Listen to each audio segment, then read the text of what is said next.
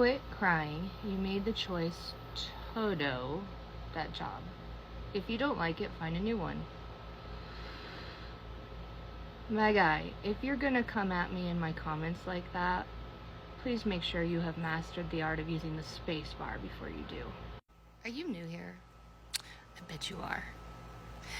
Perhaps you don't know this, but making fun of my job is kind of my specialty. My niche, if you will. I think that ragging on our jobs is the one thing that unites all of humanity together in one common thread. Regardless of race, religion, political persuasion, gender identity, etc., we can all agree that sometimes our jobs, regardless of what they are comedy gold. Sometimes, though, our jobs are a little less funny and a little more serious. Kind of like when a doctor loses somebody on the operating table, or a firefighter has to pull a child from a burning building. And I am 100% certain that you are no exception, sir. I am sure that when you get 18 cars back to back in your drive-thru at McDonald's, you're cursing life.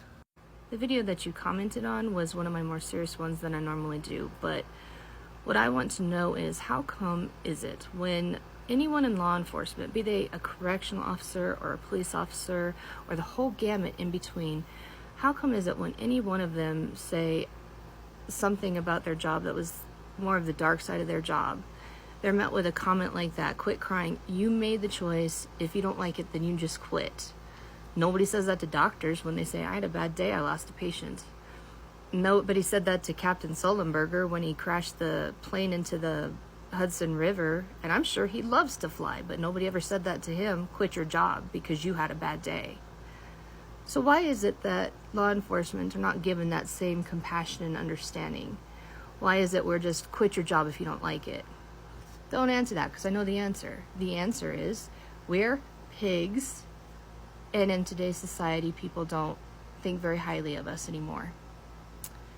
They look down on us like we're the scum of the earth.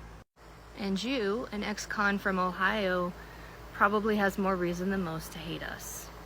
Your lack of empathy and compassion is no doubt what landed you in prison in the first place. But the point that I'm ultimately trying to make here is that nobody said that I hate my job. In fact, I love my job.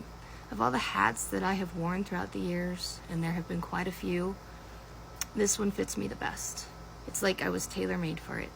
I love my job, and I think I do really, really well at it. I think that this is probably where God wants me to be right now. My job has brought me to many awesome people, awesome mentors, awesome friends, even awesome offenders. Because not all of them are evil dicks. Some of them are cool as shit. They just made really stupid choices along the way. And that's why they're in prison. But they're all awesome people. It's also allowed me to travel. I was able to take this summer my son up to Estes Park, to the Stanley Hotel, which was a bucket list thing of mine. And then he and I went climbing Mount Elbert. If you're not aware, all of this is in Colorado. But we were able to do that because of my job. We went to South Padre Island as a family, and I fell in love with Texas on that trip. I'm currently planning a trip to Scotland, to Salem, Massachusetts. I want to go back to Disney World. Like, we're just doing all this traveling that wasn't possible until I had my job. Furthermore, it allowed me to buy my beautiful house and my beautiful yard that I'm currently constructing, and it's funding my obsession with plants. Like, I'm crazy. I don't like the person I become when I walk into a Lowe's, okay? I have a pumpkin patch, so I don't have to go to a farm anymore and get price gouged on pumpkins. I can just grow my own, and they're like starting to come out right now. I was able to pay for my son's musical obsession because he's like a little musical prodigy. I bought his drum kit, his entire drum set, and all of his guitars. Okay, not to mention his lessons and all the things that go along with him being in the band. Paid for my daughter's dance, paid for my son to go to college, my oldest son. These things wouldn't have been possible if I still worked where I used to work. If I didn't have the job that I do now, I would not be able to take care of my family to the extent that they deserve. And we're not going to even talk about how much my job funds my Christmas and Halloween decorating obsession. The bottom line is, people can have valid criticisms about the place where they work, or they can find things absolutely ridiculous sometimes, or things can traumatize them. But that doesn't mean that they hate their job. It just means that they have a greater emotional range than a crouton, okay? They don't see the world in black and white like you do.